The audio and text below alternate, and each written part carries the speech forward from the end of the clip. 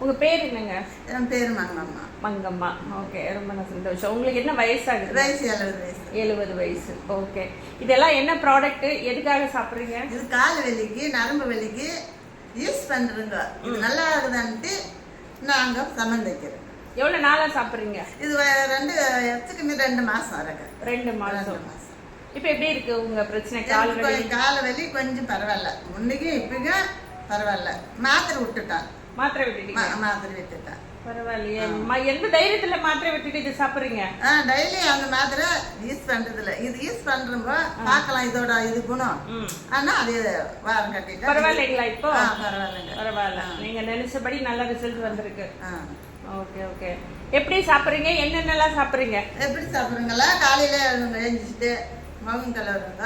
அதுக்கப்புறம் இது போடுறேன்.